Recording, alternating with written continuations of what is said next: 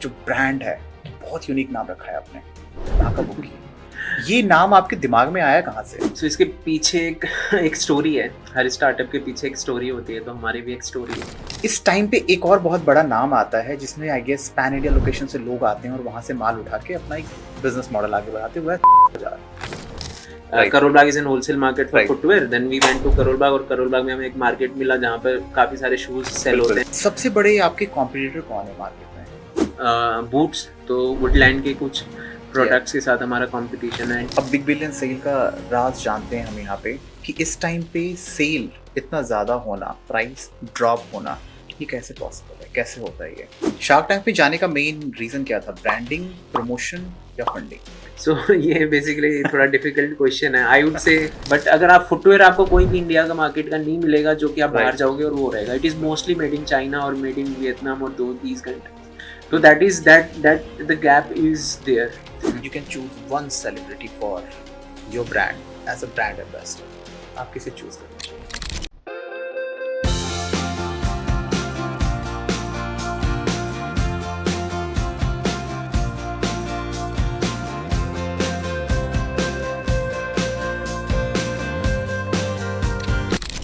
The change maker show के इस खास एपिसोड में आप सबका स्वागत है। आज का ये एपिसोड बहुत ही खास होने वाला है।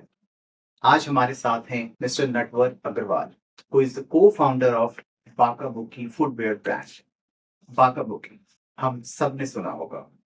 10 साल पहले इस कंपनी की शुरुआत हुई थी और जैसा कि अभी आप हमारी स्टोरी में, हमारे पॉडकास्ट में समझ पाएंगे, he is a CA. He started his journey with just 50,000 rupees. अभी उनकी कंपनी की वैल्यूएशन 250 CR प्लस है। इस पूरी जर्नी में, पूरे 10 साल में, मिस्टर अग्रवाल ने एक भी फंडिंग अभी तक उन्होंने नहीं उठाई कहीं से। मिस्टर अग्रवाल की खास बात यह है कि 2013 दिसंबर में इन्होंने अपनी कंपनी की शुरुआत करी। 2013 से 2024, इन लास्ट 10 इयर्स, अभी तक इनकी कंपनी बूटस्ट्रैप्ड है। अभी तक इन्होंने एक रुपए की भी फंडिंग कहीं से नहीं ली। तो आइए सुनते हैं ये इंस्पिरेशनल स्टोरी, इनकी जर्नी इनसे ही। Welcome to the change maker show. Natwar भाई, आपका बहुत बहुत स्वागत है हमारे शो पे। कैसे हैं आप? बस बढ़िया, thank you for hosting me Anupam. Thank you so much for being here sir. मैं शो की शुरुआत सबसे पहले क्वेश्चन से करना चाहूंगा और नो डाउट वो आपका जो ब्रांड है, बहुत यूनिक नाम रखा है आपने, बाका बुकी। ये नाम आपके दिमाग में आया कहाँ से? सो बेसिकली, एक्चुअली नाम के पीछे एज सच कोई रीजन नहीं है। जब हमने स्टार्ट किया था बिजनेस 2013 में, तो basically we are looking for a name that is a particular pairing name. जैसे शू एक पेयर में होता है, तो हमें भी चाहिए था कि एक नेम हो जो कि राइमिंग हो और जिसका है ना, मतलब एक basically there was two reason I would say. एक तो पहला ये था कि है ना, एक पेयरिंग नेम हो, एंड द सेकंड इज कि ऐसा, क्योंकि उस समय में इतने ब्रांड्स होते नहीं थे and we started with online thing, right. तो उस समय में जो भी नंबर अगर ए या बी या सी से स्टार्ट होता था तो उनको फर्स्ट प्लेसमेंट मिलती थी। वो एल्गोरिदम वैसा ही चलता था पहले। Then we wanted a name with A B और सी ऐसे करके। देन वी थॉट लाइक कि एक पेयरिंग नेम मिलना चाहिए। देन वी थॉट कि हाँ, बाका बुकी इज लाइक गुड। तो एक थोड़ा सा एक डांसिंग की तरफ भी है and it is like a pairing name, तो हमें लगा था कि वो चीज सही रहे। So this word is having any kind of meaning? Meaning as such मैं कहूंगा कि मीनिंग तो कुछ भी नहीं है, but the thing is it's an just like an, मतलब है ना, we call it like it is matching to the shoe, because थोड़ा सा पेयरिंग नेम होता है, तो एज सच कुछ भी नहीं है। नेम का मीनिंग तो कुछ भी नहीं है, बट हाँ, मतलब है ना, it resemble to our brand and okay, nice. बहुत ही यूनिक नाम है सर, बहुत ही यूनिक नाम। और मुझे लगता है आज के टाइम पे बहुत से ऐसे लोग हैं जिनको आपके ब्रांड के बारे में ऑलरेडी पता है। और जैसा आपने शार्क टैंक में भी बताया कि आपने ऑलरेडी 50 लाख पेयर्स से ज्यादा इंडियन मार्केट के अंदर सेल कर। मैं एक बार वो डेटा समझना चाहूंगा, अभी तक की टोटल सेल क्या चल रही है? जैसे कि आज हम लोग अगर रिकॉर्ड कर रहे हैं, उस डेट तक में अगर इस फाइनेंशियल ईयर जो हमारा टारगेट है that is around 90 CR। Wow. So last financial year we closed around something around like 70 CR। तो नटवर भाई, आपने आई गेस इस कंपनी की शुरुआत 2013 में की थी या दिसंबर 2013 से? इट्स 2014, ऑलमोस्ट 10 ईयर, एक डिकेड आपने कंप्लीट किया अपने बिजनेस में। आपकी जो हिस्ट्री थोड़ी सी मैंने पढ़ी और जो थोड़ा बहुत मैं जान पाया, by profession you are a CA. CA और सीए से एंटरप्रेन्योर, अगेन स्टार्टअप में भी एक ऐसा ब्रांड जो बिल्कुल ही, मैं कहता हूँ, एक यूनिक चीजें हैं। और मैं कहता हूँ बाकी बहुत नॉर्मल लोगों के बस की चीज तो नहीं है इन चीजों में जाना। तो shoe business, I mean kind of footwear business, ये कैसे आपने प्लान किया? सो इसके पीछे एक एक स्टोरी है। हर स्टार्टअप के पीछे एक स्टोरी होती है, तो हमारी भी एक स्टोरी है। तो बेसिकली 2013 में आई थिंक में सीए के 2 एग्जाम्स होते हैं साल Okay. में। तो I think I completed my CA in May 2013। Okay. तो जब कंप्लीट किया तो उसके बाद में नॉर्मली हर बच्चा कंप्लीट करने या सीए बनने के बाद में कैंपस प्लेसमेंट हाँ। के लिए जाता है। हमारी इंस्टीट्यूट भी कैंपस प्लेसमेंट करवाती है। पैकेज भी अच्छा तो मिलता था उस टाइम। उस समय में अनफॉर्चुनेटली पैकेज इतना अच्छा नहीं था। तो मैंने जब अपेयर किया तो वो कैंपस प्लेसमेंट में भी जॉब नहीं मिली। सो आई वाज लिटिल, मतलब 2-3 महीने तक आई वाज अनएम्प्लॉयड। तो उसके बाद मैं ना, जहाँ मैंने आर्टिकलशिप करी थी, मतलब जहाँ मैंने अपनी आर्टिकलशिप करी, आर्टिकलशिप करना होता है सीए में, तो मैंने जो मेरे प्रिंसिपल थे उन्हीं से मैंने अप्रोच किया कि सर अभी जॉब तो मिल नहीं रही है, let's what I can do is interimly मैं आपके यहाँ जॉब कर लेता हूँ। तो उन्होंने बोला ठीक है, मतलब ना आप आ जाओ, और है ना, then I started working under him. तो बेसिकली उनके पास काम तो था बट इतना काम नहीं था। सो ओवरऑल अगर आप फुल डे में बोले तो 3-4 घंटे मेरे को स्पेयर मिल जाते थे। So Okay. Bacca Bucci started as an side hustle. तो Alright. मतलब ऑब्जेक्टिव ये था कि कुछ पॉकेट मनी मिल जाए, और है ना, मतलब है ना, थोड़ा सा काम भी हो जाए, साइड साइड अपना जॉब भी चल रहा है, and I was looking for another job. Okay. तो इस मतलब हिसाब से ही है ना, मतलब स्टार्ट किया था। तो बेसिकली मेरे को अपने लिए शूज चाहिए थे। तो जब बना a formal shoe eight that time, तो बेसिकली जब मैं मतलब बना वहां पर मेरा ऑफिस सेक्टर 18 में था, अट्टा में। तो मैं सेक्टर 18 इस तरफ में, अट्टा में मार्केट हुआ करता था। Then I went there and saw the shoes. तो मेरे को दिखा कि उस समय price difference was quite significant between online and offline market. Then and at that time e commerce was very new in India.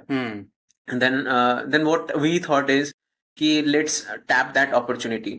The selling of the shoe was old. I think people are doing that for more than decades, but Right. selling through another sales channel, that is an e-com, Right. that was new in India. So हमें लगा कि let's tap that sales channel जो कि अभी लोग ज्यादा explore नहीं कर रहे। Then what we did is we went to Karol Bagh, जो कि shoe का market, and then Cool. brought some shoes and then listed it on, first we listed on eBay, क्योंकि eBay was Okay. an open marketplace और है ना कोई भी list कर सकता है। Right. then we Right. started listing on eBay. जब हमने eBay में लिस्ट किया, मतलब बना 3-4 ऑर्डर 5 ऑर्डर आने लग गए, मतलब एक हफ्ते के बाद ही। Then we explored another market places, जैसे कि ट्रेडर्स। उस समय में traders.com हुआ करता था, there was Snapdeal, there was ये Groupon used to Okay. Sale deals and those thing. तो फिर हम ग्रुपॉन के पास गए, ग्रुपॉन के ऑफिस में। We went to go I B book के अंडर में traders.com आता था। We went to Snapdeal, gradually सब जगह लिस्टिंग करी, and then order started coming in. Okay. तो इनिशियली हमारे पास बस कैपिटल में जो मेरी 1 महीने की सैलरी थी वही लगाया था मैंने। That was 50,000 rupees. Okay. तो जो पहले महीने की सैलरी थी, जो 50,000 रुपीज आई थी, वो सारा का सारा उससे जूते खरीद लिए, एंड देन वी वेंट, मतलब मैंने ईबे में भी सेल किया। फिर उसके बाद में we went to these website and then listed our products. तो जब हमने लिस्ट किया प्रोडक्ट्स को, तो हमें लगा कि मतलब है ना थोड़ा थोड़ा ऑर्डर्स आना चालू हो गया। But when we like, there was an deal platform जो कि है ना डील ऑफ द डे कराती थी, there was an 1 day deal. Then we went to Groupon, वहां पर ग्रुपॉन में जाके उनसे बात करी कि मतलब है ना, why don't you do a deal in like in footwear also, in the Right. Fashion category Right. Also. क्योंकि वो लोग डील हमेशा उस समय में उसका करते थे, बेसिकली सैलून का, या फिर है ना टिकटिंग का, या फिर कुछ इवेंट्स का, वैसे पे करते थे। देन वी कन्विंस देम कि आप है ना प्रोडक्ट पे भी करो, you will get a good result. तो उन्होंने जब प्रोडक्ट पे डील किया, तो आई थिंक जब डील लाइव हुई, the first deal that went through, we sold around 350 pairs. तो जब हमें लगा कि नहीं ये तो बहुत अच्छा है, मतलब आप एक दिन में 350 पेयर्स बेच रहे हो, and then and even they, it was new for them also. उन्होंने Right. बोला कि नहीं, it is very good that we like in a day you have sold to 350 pairs, now you can bring more shoes and then we'll do more frequent deals. Right. तो उससे हमें थोड़ा सा और लगा कि हाँ नहीं, और मतलब बाई करना चाहिए। तो gradually we kept on rotating our capital, जो Okay. आया उसी में री इन्वेस्ट किया। then we started like doing more frequent deals. Okay. फिर हमने स्नैपडील को अप्रोच किया, फिर ट्रेडर्स पे गए। तो then gradually I think within 5-6 months we started doing a decent number of around like 50-70 orders a day. All right. Nice. तो जो मैंने स्टार्ट किया था वो अपने पीजी से ही स्टार्ट किया था। मैं लक्ष्मी नगर, जो सारे सीए रहते हैं सीए या सीए स्टूडेंट्स रहते हैं, I was also in Laxmi Nagar. Laxmi Nagar बहुत फेमस एरिया है दिल्ली का, बिल्कुल। जहाँ पर है ना सारे बच्चे सीए करते हैं। तो आई वाज देयर ओनली, वहाँ के पीजी से मैंने स्टार्ट किया था। तो मैं शूज भी अपने रूम में ही रखता था, जो मेरे पीजी, जहाँ पर मेरा पीजी था। तो वहां से वो पहले पिकअप लेने नहीं आते थे, नॉर्मली हमें जाके देना पड़ता था शूज। तो हाँ, तो दोनों चीज करना ग्रेजुअली बिकम वेरी डिफिकल्ट, कि जॉब भी आप मैनेज कर रहे हो और है ना शूज भी मतलब है ना आप सेल भी कर रहे हो। तो 3-4 महीने के बाद में then I left my job, Okay. और फिर है ना I started full fledge business DC में। जब बात 2013 की हो रही है, बिकॉज इंडिया के अंदर जो एक स्टार्टअप का क्रेज मैं कह सकता हूँ जो बढ़ा है, वो 2016 के बाद थोड़ा ज्यादा आई वुड से मोर पोस्ट कोविड काफी ज्यादा बिल्कुल। अवेयरनेस आई। 2016 से मैं कह सकता हूँ कि शुरुआत हुई, एंड पोस्ट कोविड तो बहुत ही अच्छा एक क्रेज आया मार्केट में स्टार्टअप का। But you started at a time जहां पे इंटरनेट को भी सर्व करना एक चैलेंज था उस टाइम पे, specially when I talk about tier 2 tier 3 cities में, तो वो बहुत ज्यादा टफ था। अब जब आपने शुरुआत की दिल्ली से, आपने बिजनेस मॉडल ही स्टार्ट किया दिल्ली से, और जब आपने दिल्ली में 2 लोकेशन की बात की, एक नोएडा के अंदर अट्टा मार्केट, दूसरी आपने बात की लक्ष्मी नगर, और तीसरी बात की आपने करोल बाग। लक्ष्मी नगर में आप रहा करते थे और शू ट्राई करने के लिए आप अट्टा मार्केट आए और आप करोल बाग गए। इस टाइम पे एक और बहुत बड़ा नाम आता है जिसमें I guess pan India location से लोग आते हैं और वहां से माल उठा के अपना एक बिजनेस मॉडल आगे बढ़ाते हुए, सदर बाजार। सदर बाजार क्या आपके दिमाग में नहीं आया, या वहां इतनी वर्थ नहीं थी, या क्या? मैं इसके बारे में थोड़ा समझना चाहूंगा। सो एक्चुअली जो हमें भी नहीं मालूम था शू, बिकॉज मैं तो सीए था, राइट। तो सीए को तो एज एन फुटवेयर के बारे में we did not have any idea. Okay. तो हमें भी पता चला कि like footwear is an wholesale market for Right. Karol Bagh is an wholesale market for Right. Footwear. Then we went to Karol Bagh, और करोल बाग में हमें एक मार्केट मिला जहाँ पर काफी सारे शूज सेल बिल्कुल। होते हैं wholesale, then we brought from there. तो आई डोंट थिंक सदर बाजार में जूते मिलते हैं। अच्छा। हाँ, नहीं मिलते। Sadar Bazaar is not a market for footwear.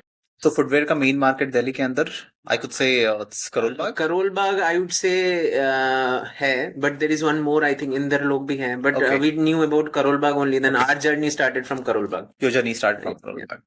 ठीक है, आप एक सीए हैं, ऑब्वियसली उस टाइम पे भी थे, और आप शार्क टैंक पे भी गए। अमन इज ऑल्सो सीए। क्या कुछ ऐसी बात हुई जो एयर नहीं हो पाई? नहीं, ऐसा तो सीए सीए भाई भाई।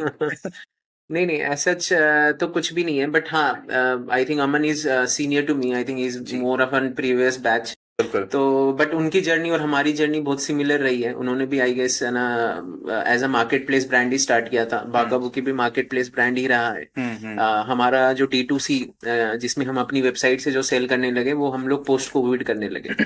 तो कोविड से पहले Bacca Bucci was completely market place brand. तो आई थिंक बोट भी एक समय तक मार्केट प्लेस ब्रांड ही रहा था। उसके बाद में जब उन्होंने D2C कैटेगरी में जब उन्होंने एंटर किया, then they exploded. So the same happened to us. We were a marketplace brand for a long time. I think 70% of our overall journey में हम marketplace brand ही रहे। जब हमने अपना D2C brand start किया 2000 after COVID, that is 2020 I would say.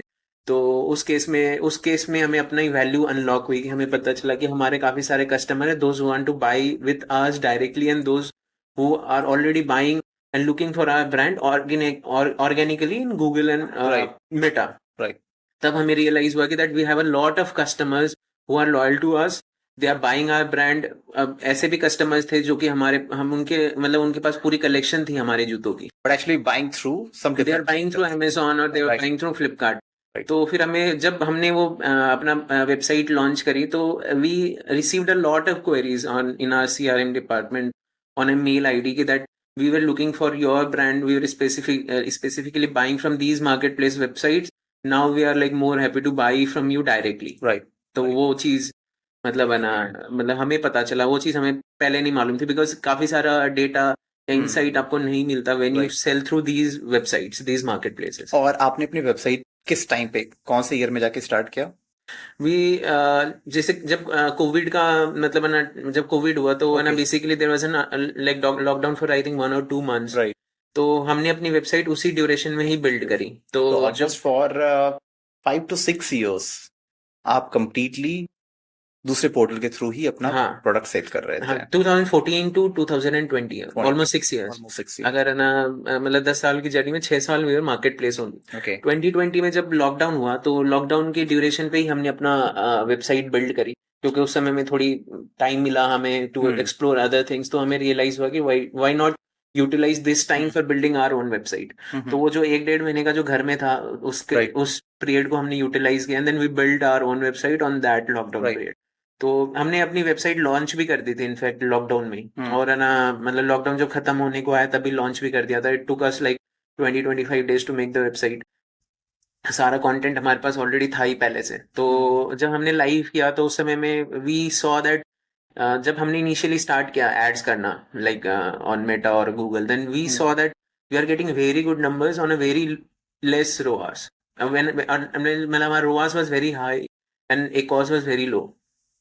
तो हमें ये लगा कि नहीं, हम यार Amazon और फ्लिपकार्ट में इतना हाई कमीशन पे करते हैं and where as we are getting very good orders through our own website only, why should we go with these third party website जहां पर हमारे कस्टमर्स भी हमें हैं, हम उनको सर्विस भी दे सकते हैं एंड द कस्टमर जो भी हमारे साथ खरीद रहे हैं वो डायरेक्टली हम ही से खरीद रहे हैं।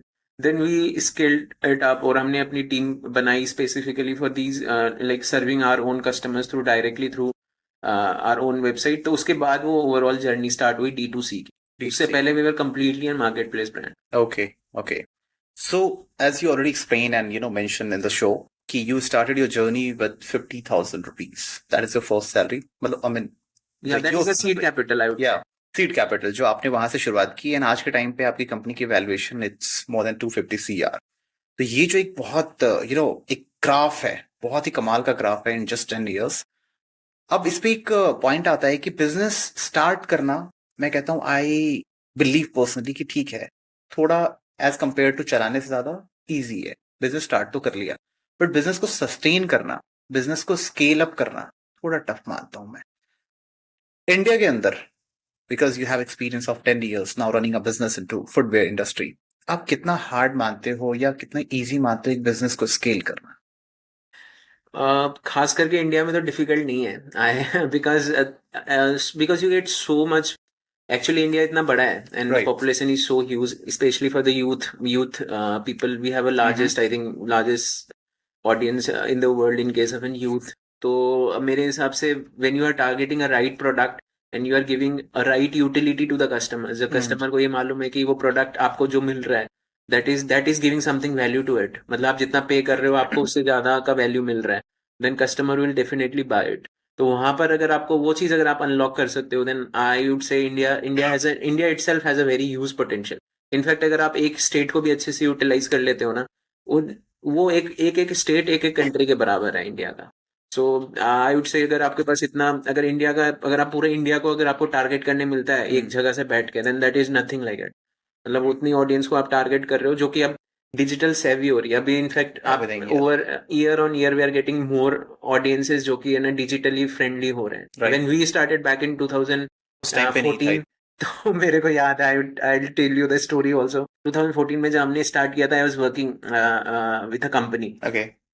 तो बेसिकली उस समय में क्या होता है, CRM डिपार्टमेंट नहीं होता था। तो अगर है ना सपोज करो कि कस्टमर ने eBay के थ्रू ऑर्डर किया या फिर स्नैपडील के थ्रू ऑर्डर किया, तो अगर कस्टमर को कोई भी क्वेरी होती थी वो हमारे पास आती थी डायरेक्टली, मतलब है ना वेबसाइट हमारा ही नंबर दे देती थी। और I was only the employee in my company, एक ही मैं ही था, मैं ही करता था और सब कुछ मैं करता। मेरे पास कॉल आते थे। तो I used to receive a call where customer used to say कि मैंने प्रोडक्ट कार्ट में ऐड कर दिया है, अब मेरे को कब मिलेगा। तो मेरे को बताना पड़ता था कि आपने कार्ट में तो ऐड कर दिया, now you to check out also. आपने एड्रेस इंटर नहीं किया, you have added the product in the cart. उसके बाद में आपको एड्रेस फिल करना पड़ता है, फिर चेकआउट करना पड़ता है, फिर उसके बाद में there was like customer were very much afraid of using their debit card and credit card. और डेबिट कार्ड तो इनफैक्ट, क्रेडिट कार्ड तो उस समय में मेरे हिसाब से लेस देन 1% के पास हो, मतलब आई थिंक बहुत ही कम लोग होंगे, I do not know the exact data, but debit card भी लोग यूज नहीं करना चाहते थे। तो मोस्टली देयर COD ट्रांजेक्शन जहां पर होते थे अदरवाइज। और ना customers they are very much afraid कि मेरे को पहले पैसे कैसे दे दूं, आप प्रोडक्ट क्या डिलीवर करोगे, या फिर मैंने पैसे दे दिए फिर उसको बाद में मेरे को क्या मिलेगा। So there are very much uncertainty in type of like कि रिलाई कैसे करें इन कंपनीज पे। सो जैसे जैसे ई कॉमर्स ग्रो हुआ, there is an huge industry, पूरी इंडस्ट्री बन गई। Now most of the customer knows that कि हाँ चलो मैंने अगर अमेजोन से ऑर्डर किया या फिर मैंने फ्लिपकार्ट से ऑर्डर किया है, then it is good, like product मेरे को मतलब सही मिलेगा। ऐसा तो नहीं है, वो जो ट्रस्ट बिल्ड हुआ है ना ओवर द इयर्स, वो पहले नहीं था, बहुत पहले नहीं था। And it was lot of struggle then. सिर्फ मेट्रोज के कस्टमर्स को मालूम था, जो कि जिन्होंने वेस्ट का देखा हुआ है कि हाँ ई कॉमर्स बोल के कोई चीज होती थी। अगर आप 2 tier 3 tier सिटीज में जाओ तो कस्टमर को, कितने सारे कस्टमर्स को तो ऑर्डर भी नहीं करना आता था, या फिर वो एड्रेस ही फिल नहीं करते थे, सिर्फ लिख देते थे नाम और इसके पीछे, और वो कुरियर कंपनी 5 नंबर गली में। हाँ, और टैट भी हुआ करता था 15 डेज का। आज तो आपको 10 मिनट में डिलीवरी मिलती है। Right we have seen that from 15-20 days to like 10 minutes. Right. तो ये पूरी हमारी जर्नी रही है। बहुत बहुत कमाल की Right. जर्नी है। और आपने ऐसे टाइम पे एक बिजनेस स्टार्ट किया जो, और उस टाइम से अभी तक के एरा को ट्रैवल करना, ये बहुत इंस्पायरिंग स्टोरी है। और मैं चाहता हूँ कि मेरे सारे ऑडियंस इस चीज को देखे और समझ पाए। बिकॉज जिस टाइम पे आपने बिजनेस स्टार्ट किया उस टाइम पे फंडिंग ऑप्शंस नहीं थे मार्केट में, अवेयरनेस की बहुत कमी थी, डिजिटल मार्केट जो आपने बताया कि डिजिटल की चीजें बहुत लोगों को अवेयरनेस नहीं था, ट्रस्ट गेन करना भी अपने आप में एक बहुत बड़ा चैलेंज था। जब बात बिजनेस स्केल करने की हो रही है तो नटवर भाई, मैं यहाँ पे एक चीज समझना चाहूंगा। अभी तक आपकी company spin almost 10 years, wonderful year जो आपने 10 साल निकाले हैं इसमें। Still your company is bootstrapped. आपने अभी तक फंडिंग अपनी कंपनी पे नहीं ली है। सो एक बिजनेस के ग्रो करने के लिए, या एक बिजनेस को स्केल अप करने के लिए, या एक बिजनेस को सस्टेन करने के लिए फंडिंग कितनी जरूरी है? आई वुड से बेसिकली है ना, फंडिंग जरूरत है but it should be taken on a right time. Okay. तो एक बिजनेस के लिए राइट टाइम तब है जब आपको ये लग रहा है कि आपका प्रोडक्ट प्रोडक्ट मार्केट फिट है। मतलब इट इज गो टू, जो आपने है ना, मतलब ये क्रैक कर लिया है कि आपका प्रोडक्ट इज वेरी गुड। ठीक है। ठीक है। और ये भी है कि that the product has an acceptance in the market. और now you need a growth capital to boost the visibility of a product. Okay. चाहे वो सर्विस में भी हो, चाहे वो प्रोडक्ट हो। बेसिकली यही है कि सबसे पहले एक्सेप्टेंस आना जरूरी है। एक्सेप्टेंस आ गया, प्रोडक्ट अच्छा है, और उसके बाद में अब आपको ये कैपिटल चाहिए कि आप उसकी विजिबिलिटी बूस्ट कर पाओ। Then I would say that, then I would say is कि अगर आपको ना फंड मिलता है, then you should reach out to the investors where you can reach, and then you can amplify the amplify the reach of your product और services.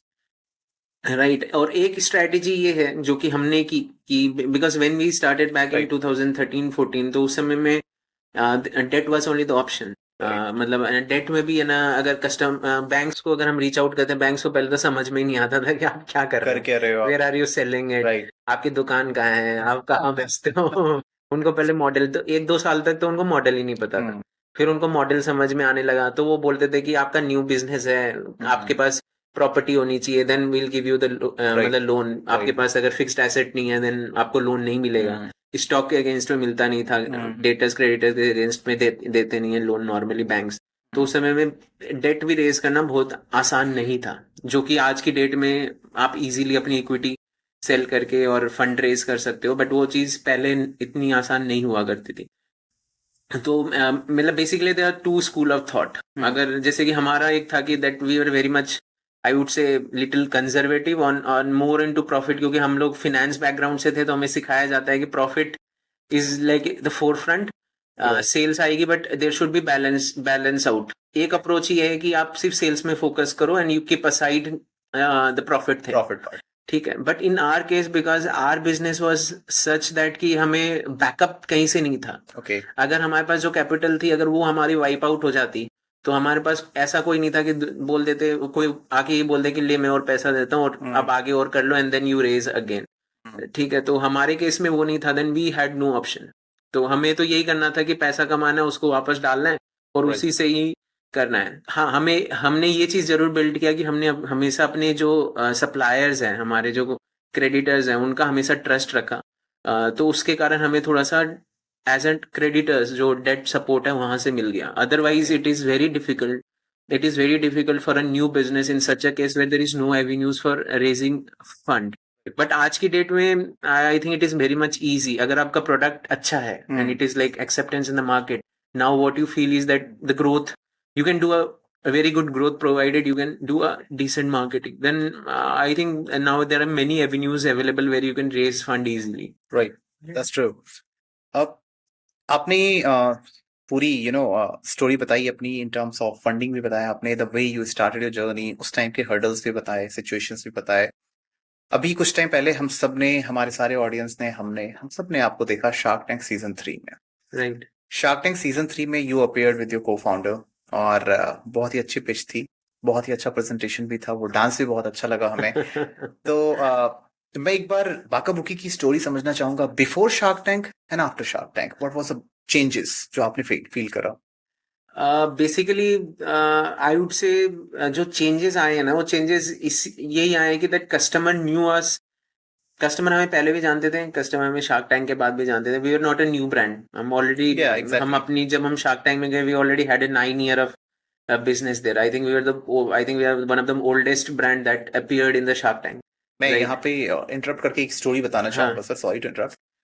Back in I guess 2015 2015 की मेरी अपनी स्टोरी है, इसलिए मैं air करना चाह रहा हूँ इस चीज को. आई वाज वर्किंग, मैं उस टाइम कंपनी में काम करता था, मैंने अपनी कंपनी स्टार्ट नहीं की थी, और हमारी कंपनी का ट्रिप बना था मसूरी के लिए. Right. और ऑब्वियसली उस टाइम पे जब आप बहुत नए नए पैसे कमाते हो और जब आपके पास नया नया पैसा आ रहा होता है, and when you are planning to go somewhere, जब आप एक ट्रिप पे जा रहे हो तो एक नए कपड़े का शौक होता है, एक नए जूतों का शौक होता है कि Right. यार अभी तो एक अच्छे से शूज चाहिए, एक अच्छा सा जूता चाहिए. But at the same time, जैसे आपने स्टोरी बताई कि आपकी सैलरी उस टाइम पे 50,000 थी, वैसे ही हमारी सैलरी भी बहुत कम थी. जब सैलरी कम होती है उस टाइम पे हम हर चीज एक एक रेंज में ढूंढना चाहते हैं. I still remember back in 2015, I got one shoe and that's wonderful. मैंने उसको लगभग 3 साल तक पहना था, and that is Wakabuki. वो So बूट thank you मैंने so much. उस टाइम पे बाय किया था. ऐसे काफी सारे एक्सपीरियंस इनफैक्ट हमें मतलब ना मिलते हैं. इनफैक्ट शार्क टैंक में भी एक ऐसा ही हुआ था कि जब हम लोग ऑडिशन पे गए थे मुंबई. एक्चुअली दिल्ली में भी होते हैं audition, but we went to Mumbai because we missed Delhi audition. Okay. तो जिन्होंने हमें ऑडिशन लिया, द मुंबई टीम, मतलब सोनी की टीम जो ऑडिशन लेती है, so like they already knew our brand. In fact Yeah. उनके जो क्रू थे and the one who was taking basically the one who was taking those pitches, were listening to pitches, they already he was already our customer. Okay. तो उसे मालूम था, वो बोला कि मैंने आपके शूज पहन रखे थे. सो हमें और आसान हो गया कि बताना कि अपनी जर्नी की बिल्कुल. क्या है नहीं है. So we did not prepare for the audition. हमने इनफैक्ट वी बाकी जब हम लोग वहां पर गए और we reached the hotel where the auditions were taking place, तो there very much like serious crowd there कि सबको एकदम लगे हुए हैं कि कैसे वी वर नॉट, क्योंकि हमारे पास 9 साल की इतनी सारी चीजें बोलने के लिए. Then we did not prepare as an pitch कि 3 मिनट की 5 मिनट की पिच है. तो हमने शुरू से स्टार्ट किया और सारी अपनी स्टोरी बता दी. And it took like around 20 minutes to tell them. Then after that they told us कि यार इतना तो बोल दिया, पिच का है. हाँ. मतलब पिच तो हमने प्रिपेयर नहीं करी, हमें तो मालूम था कि स्टोरी बतानी है, हमने अपनी स्टोरी बताई है ये. Then they already knew our brand actually. तो वो उस कारण से हमें काफी मतलब ना कुशन मिल जाता है कि हाँ, मतलब basically people have used our shoes, they have used in somewhere in the journey of their like career. काफी जनों ने हमारे शूज यूज करे. अभी सबसे बड़े आपके कॉम्पिटिटर कौन है मार्केट में? बेसिकली हम ना इन आर केस अगर एज अ फुटवेयर बताऊं तो there are like basically we deal in almost like 3 major categories. Okay. The first is sneaker, the second is athleisure, and third is boots. Okay. Beside that we also sell t-shirts and we also do a streetwear and accessories जिसमें कि belts and wallet आते हैं. T-shirt I guess you recently started. Yeah, right? we recently started. Initially footwear ही था. Yeah, 6-8 months back. Okay. तो basically अगर मैं बताऊं, अगर overall अगर हम compare करें तो there are not one competitor who is selling all these product. Right. So entry level Puma के जो एंट्री लेवल के शूज आते हैं, that we can compare it with us, that जिसमें कि स्पोर्ट्स और स्नीकर्स आते हैं. If I talk about boots, तो वुडलैंड के कुछ प्रोडक्ट्स के साथ हमारा कंपटीशन है, डीकैथलॉन के साथ कुछ कंपटीशन है. Rest I think almost like our product are very unique if I compare to the price point that we offer to the customers. Right. कुछ और शूज ब्रांड के मैं नाम लेना चाहूंगा यहाँ पे. In terms of sports shoes की मैं अगर बात करूँ तो स्पार्क्स, कैंपस, रेड टेप, इनके भी प्राइस रेंज अगर मैं गौर करूं तो लगभग काइंड ऑफ सिमिलर ही है. तो ये जो ब्रांड हैं, specially when I talk about below 2000 range, और कुछ लग्जरी ब्रांड्स अगर मैं ले लूं लाइक लुई विटॉन, गुच्ची हो गए या फिर प्राडा हो गया, what are the basic changes, और आई कुड से क्वालिटी में ऐसा क्या फर्क होता है कि इनकी प्राइस इतने ज्यादा होते हैं और इधर के शूज के प्राइस इतने कम होते हैं? ऐसा क्या चेंज होता है? I never tried Prada, I never tried Gucci. I really wanted to understand from the expert, like आप हैं और आप बताएंगे कि ऐसा क्या डिफरेंस है. Basically even I won't be the right person to answer this, but मेरे को जहां तक मेरे को लगता है, that is my view point, it might differ. तो मेरे को ये लगता है कि basically there is a brand, one is aspirational and another is the utility brand. ठीक है, एक कस्टमर शूज इसलिए खरीद रहा है क्योंकि उसको मतलब ना काम मतलब चलाना है, बेसिकली उसको शू को शू की जैसे यूज करना है. एक कस्टमर इसलिए शू खरीद रहा है क्योंकि उसको shoe as a fashion statement दिखाना है. He need to like position himself at that point True. कि मेरे को शू पहन के ये दिखाना है, right? True. So that is the difference basic. तो बेसिकली हाँ, क्वालिटी वाइज जरूर फर्क होता है, because once if you are buying a product of Right. Worth 3 lakh 5 lakh rupees, तो अल्टीमेटली एक सर्टेन परसेंटेज ऑफ कॉस्ट जो कि प्रोडक्ट के लिए जाती है, but much of it goes to the aspirational thing जो कि वो ब्रांड पोजीशन करते हैं. So Okay. बेसिकली यही डिफरेंस है. अब जैसे रोलेक्स में और बाकी घड़ी में क्या फर्क है? रोलेक्स भी टाइम दिखाती है, वो भी टाइम Right, दिखाती है, right. But the thing is कि रोलेक्स ये दिखाती है कि आपका क्या टाइम है, चल रहा है, और ये दिखाता है कि आपका टाइम अच्छा चल रहा है. अच्छा चल रहा है. So that is the thing. तो बेसिकली यही फर्क होता है कि एक एस्पिरेशनल ब्रांड और एक यूटिलिटी ब्रांड में यही फर्क है, बट दोनों ब्रांड एग्जिस्ट करते हैं इकोसिस्टम में. वैसे ही केस में हमारा ब्रांड है. सो we also what we try to position our brand as an aspirational brand Okay. for an Indian youth. All right. जो कि आज अगर है ना, अगर ओवरऑल अगर मैं बात करूं इंडियन इकोसिस्टम में जितने भी एस्पिरेशनल ब्रांड है, अगर आप नाइकी की बात करो या एडिडास की बात करो, those all are international brand, Right, right? So right. There is none of an Indian brand who have come to Indian market. yeah, in an Indian market who feels like an aspirational brand जो कि international जा सकता है. So we want to position as an Indian brand who are for an Indian audience जो कि एक aspirational brand बनना चाहता है. एंड यहाँ पे एक और पॉइंट ऐड होता है. जब आप एक यंग जनरेशन की बात कर रहे हैं, जो कहीं ना कहीं एस्पिरेशन की जहां आप बात कर रहे हैं, आपके जो डिजाइन्स हैं, specially when I talk about बाका बुकी के पास जो डिजाइन है, वो रियली लवली, बहुत ही प्यारे और बहुत ही यूनिक. आपने, मुझे लगता है कि आप यंग जनरेशन के अकॉर्डिंग शायद डिजाइन को, पैटर्न को आप फॉलो करते हैं, बिकॉज जो मैंने आज से 5 साल पहले हमारे ऑडियंस ही, हमारे कस्टमर्स ही वही हैं जो कि मतलब है ना 15 इयर्स से लेके 30 इयर्स तक, because as per the design मुझे भी ऐसा फील हुआ था. सो ये जो डिजाइन आप करते हैं शूज के, ये क्या आपके पास एक कोर टीम है जो इन चीजों पे काम करती है? Core team outsource? Core team है. ओके. सो डिजाइन आपका इन हाउस है. In terms of manufacturing normally हम आउटसोर्स करते हैं, बट ऐसा नहीं है कि हमने आउटसोर्स कर दिया और वो मैन्युफैक्चरिंग बन के आ जाता है, because in case of an shoe making is an art, right? And production of a shoe is very complicated. इतना इजी नहीं है जितना क्लोथिंग कैटेगरी है. Right. तो केसेस में काफी सारे, एक शूज में करीबन भी 10-15 तरह के मटेरियल्स लगते हैं, सोल सोर्सिंग होती है, there are many testing that happens before launching a final product. तो वो सारे इन्वायरमेंट जो भी है शू जहाँ बन रहा है, we control it, we do a regular inspection before a final product reaches to the customer. Overall हम लोग ये भी करते हैं कि है ना, बेसिकली है ना, सारे tech packs, designing and development हमारा इन हाउस होता है, and then we give it to the factory then source the material, then a prototype is developed, and then final product is sent for the production. तो ये overall process रहता है. Nice, perfect. Footwear expert हमारे साथ हैं, और एक बहुत बड़ा चैलेंज मैं कह सकता हूँ जो मैंने पर्सनली फेस करा है, और आई गेस हमारे काफी ऑडियंस ने भी फेस करा, वो बहुत फनी सा है, बट फिर भी मैं ऑन एयर पूछना चाहूंगा ये चीजें. शू के नंबर्स में बहुत पंगा है यार. अगर मैं बात करूं एडिडास की, अगर मैं बात करूं रेड टिप की, अगर मैं बात करूं स्पार्क्स की, अगर मैं बात करूं कैंपस की, अगर मैं बात करूं बाका बुकी की, शू नंबर को लेके बहुत बड़ा कंफ्यूजन है. When I am just trying to book online, when I am trying to get it from Amazon और from any other marketplace, तो वो नंबर चूज करना बहुत टफ हो जाता है. Sometime it's UK7, sometime it's UK8, और वो इसके ऊपर कुछ टिप्स हैं जो आप बताना चाहो? सो बेसिकली ये चीज मेरे को भी बहुत कंफ्यूज करती थी व्हेन वी स्टार्टेड बिजनेस. जब मेरे को भी जूते के बारे में इतना नहीं पता था. ऑल्दो अब तो 10 साल हो गए, तो अब हमें पता है कि हाँ क्या चीज गलत है, क्या सही है.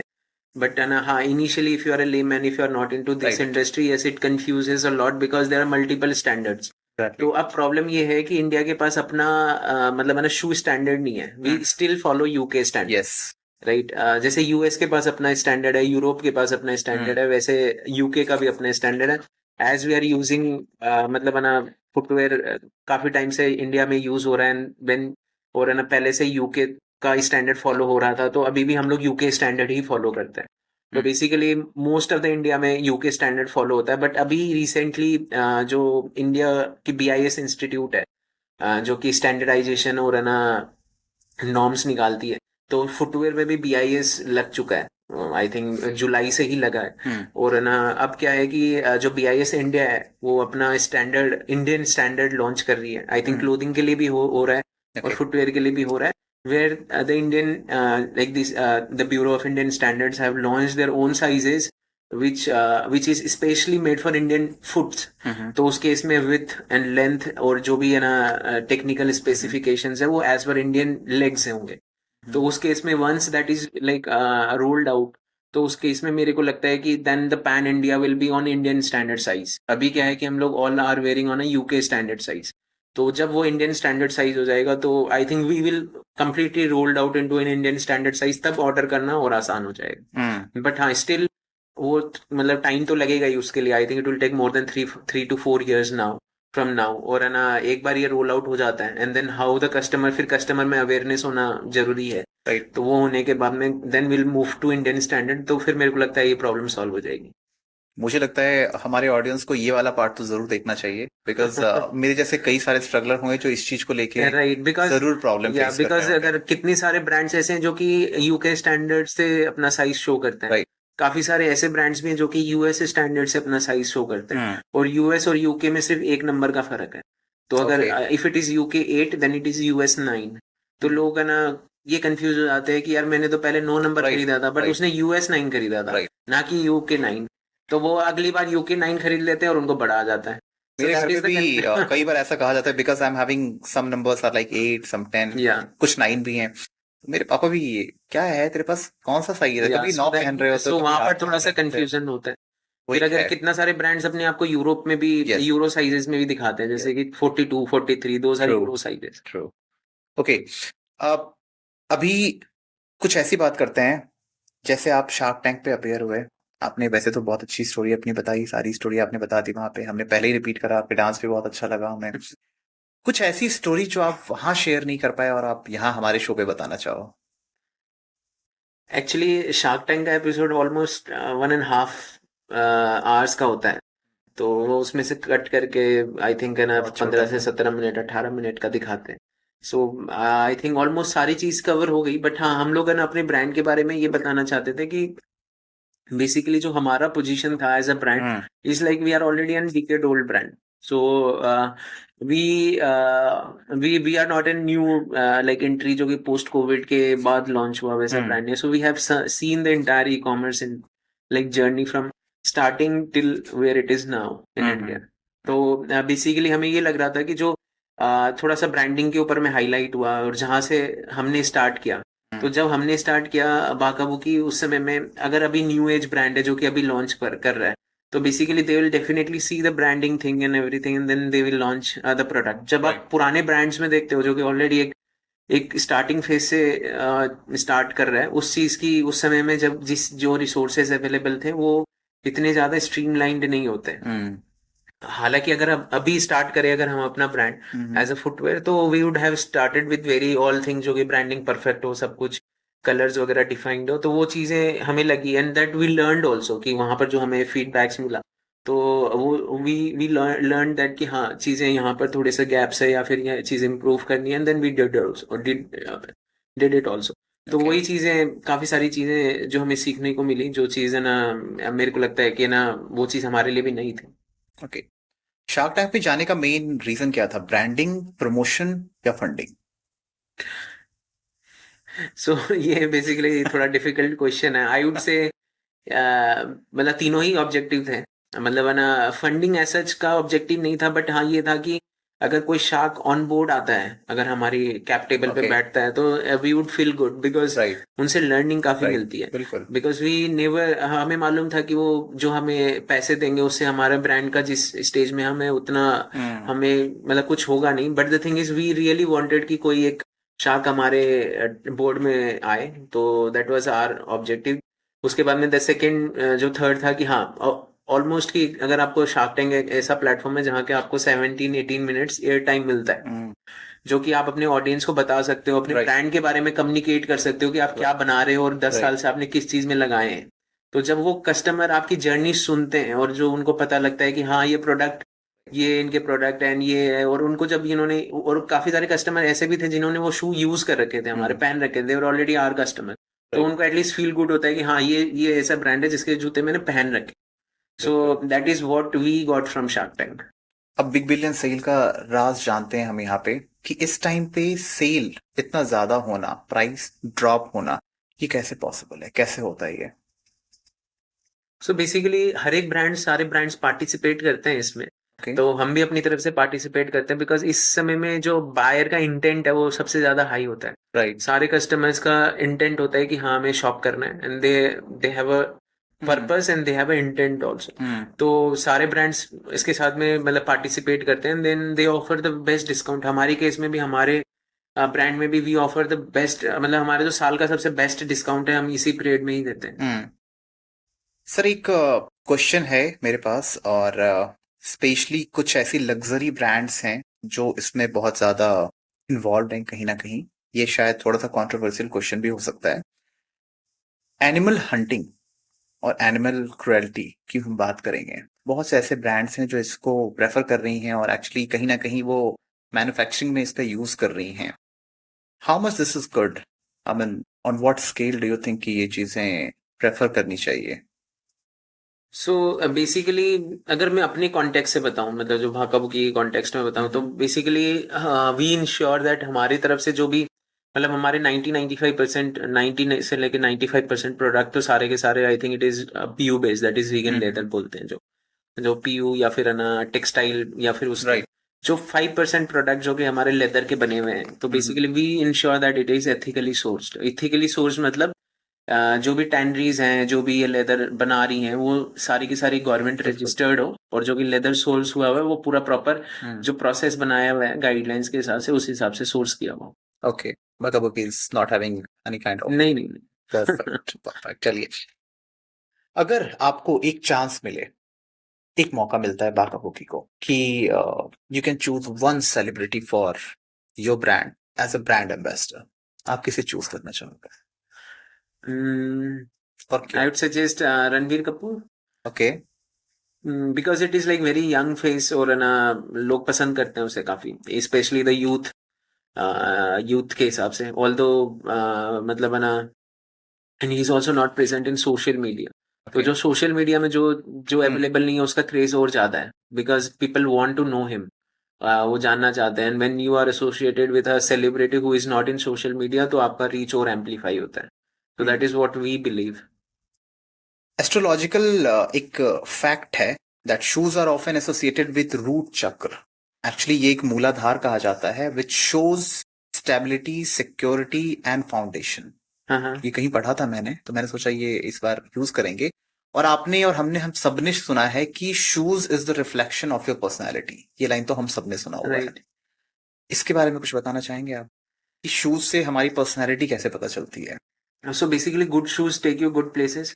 एज अगर मैं अपने अपना बताऊं, personally I am a shoe freak. Like मैं स्नीकर हेड तो नहीं कहूंगा, बिकॉज अभी बहुत ज्यादा चल रहा है कि sneaker head. So I like collecting all type of shoes, not only sneakers, like boots, sport shoes, everything. Even like everything, right. तो उस केस में like I really love pairing my like my outfit with shoes, right. तो उस case में क्या होता है, shoes although it is a very small element, मतलब अगर कपड़े के मामले में अगर आप ना टी शर्ट या शर्ट्स या फिर पैंट से बात करो, तो शू की जगह बहुत छोटी सी, यानी वो ज्यादा दिखता नहीं है, but it is the one of the most noticeable thing that people see observe when you wear it, right. तो और वो चीज हमेशा करेक्ट होनी चाहिए। तो that is what I believe. तो जैसे कि वॉच आपके रिस्ट में का एक अलग प्लेस है, वैसे शूज का लेग्स में एक अपना प्लेस है, और उससे एक लोगों की like how the people is dressing up, एक ड्रेस का अगर अच्छा, अगर बिल्कुल। मतलब बना आउटफिट एक कंप्लीट होती है, that is with a good shoe. True. So बिना गुड शू एक आउटफिट पूरी कंप्लीट हो ही नहीं सकती, और इसीलिए ना मतलब मेरे हिसाब से शू की जो जगह ऑल्दो बहुत थोड़ी सी है, but although it plays a very Exactly. like very important role Exactly. in overall like making you a good like overall dressing you up. Perfect. We are about to end our session. आज के episode को हम खत्म करेंगे। अभी just two more questions I would like to ask. One question is how hard it is to start footwear industry in India market? So I would say it is not that difficult. It is not that easy also. Okay. So basically there are two things. Because footwear itself is a very large market in India. It is I think it is more than 15-20,000 crore market in India. Overall footwear में बात करें, so it is mostly into unorganise category. Organise sector बहुत अभी भी बहुत थोड़ा है. Mostly it is women की कैटेगरी या फिर किड्स की बात करें तो it is like more than 70% is unorganised जो कि सेल होती है. And the only thing is that you are identifying the gaps and you are bringing the footwear which Indian people like. तो वो वहां पर थोड़ा सा मतलब ना क्लिक करना थोड़ा सा मुश्किल होता है. Otherwise footwear is always a good category. थोड़ी सी डिफिकल्ट कैटेगरी इसलिए भी है क्योंकि इसमें साइज भी होता है, कलर भी होता है, plus fashion category changes a lot. Also the thing is that sourcing is very difficult in case of in footwear because the factories are very limited. India still India. अगर मैं India की बात करूँ तो India is very very good in making apparels. अगर आप जाओ, अगर बाहर कंट्री में अगर कभी भी आप जाते हो, you may see a T shirt, a shirt, a pant of made in India. आप अगर यूएस में जाओगे तो आपको काफी सारे अपैरल्स मिल जाएंगे, या फिर मेड इन इंडिया या made in Bangladesh, right. But अगर आप फुटवेयर, आपको कोई भी इंडिया का मार्केट का नहीं मिलेगा जो कि आप बाहर जाओगे और वो रहेगा. It is mostly made in China और मेड इन वियतनाम और दीज कंट्रीज. तो that is that the gap is there. तो अभी फुटवेयर में as an Indian economy, Indian ecosystem में इवॉल्व होना बहुत बाकी. So that is what I feel कि इंडिया से होम ग्रोन ब्रांड्स जो कि इंटरनेशनल जाए, इंडिया के ब्रांड्स जो कि ओवरऑल इंडियन लोग पहने, वो अभी भी बहुत, मेरे हिसाब से अभी भी काफी स्पेस है वहां पर. यूथ जनरेशन जो है, जो यंग जनरेशन है, वही आपके आई गेस मोस्टली जो ऑडियंस हैं आपके भी वही हैं, हमारे भी ऑडियंस वही हैं. Any advice that you want to give to our young generation in terms of entrepreneurship or startup? So एक एडवाइस है जो कि मैं नॉर्मली सबको बताता हूँ whenever I go to any event. The thing is कि I think there are two things. Like one is that start early. अगर आप कोई चीज भी सोच रहे हो बिजनेस स्टार्ट करने का या फिर कुछ भी एंटरप्रेन्योरशिप का, तो स्टार्ट अर्ली एज पॉसिबल. तो the one thing is that you get a good time to settle down. अगर थोड़ा अप एंड डाउन होता है, जो कि होता है हर बिजनेस में, इट इज नॉट लाइक कि अप ही होगा. It is always up and down. तो आपको काफी अच्छा विंडो मिल जाता है जहां पर आप चीजें सही कर पाओ. एंड एट एनी टाइम अगर if you start early you have nothing to lose. The one thing is that. And the second is execution should be perfect. Ideas might not be perfect. Ideas सही नहीं होते. अगर ऐसा नहीं है कि आपके पास यूनिक आइडिया तो आप बिजनेस बना लोगे, ये बिल्कुल नहीं होता. अगर आपका आइडिया यूनिक नहीं है, यूनिक अगर आपका आइडिया है नहीं, और आप ऐसा आइडिया जो कि नॉर्मली आपको लगता है कि बहुत जन कर रहे हैं, बट अगर आपका एग्जीक्यूशन अच्छा है और आप उस पर्टिकुलर चीज में अच्छे से प्लान कर सकते हो, तो भी आप अच्छा बिजनेस बना सकते हो. एक मेरा ये सोच रहती है इसमें कि अगर आपका आइडिया यूनिक नहीं है तो there might be more challenge on creating a market and understanding the product. That is more difficult. Competition से basically when there is more intense competition, that means market is always established. एक market already established है और product को already validation मिल रखा है. तो basically अगर आप उस मार्केट में इंटर करते हो जहां पर टफ कंपटीशन है, तो वो चीज ज्यादा इजी है आई वुड से, बिकॉज आपका प्रोडक्ट को ऑलरेडी वैलिडेशन मिल रखा है, सेट ऑफ कस्टमर्स है जहां पर ऑलरेडी वो चीजें यूज कर रखे हैं. बट अगर आपका प्रोडक्ट ऐसा है या फिर आपका आइडिया ऐसा है जो कि बिल्कुल ही नया है, तो हो सकता है कि आपको मार्केट ही क्रिएट करना पड़े, और वो एक छोटे बिजनेसेस के लिए बहुत ईजी नहीं है. So that takes a lot of effort. Wonderful sir, बहुत ही अच्छा एक मैसेज था जो आई गेस हमारी यूथ जनरेशन के बहुत काम आएगी. And thank you so much for joining us today sir. बहुत ही कमाल की कन्वर्सेशन, बहुत कुछ सीखने को मिला, मुझे भी बहुत कुछ जानने को मिला मुझे फुटवेयर इंडस्ट्री के बारे में. और आई बिलीव हमारे यंग जनरेशन ने भी इससे बहुत कुछ सीखा है. So once again I wish you good luck for your brand and thank you so much. Thank you.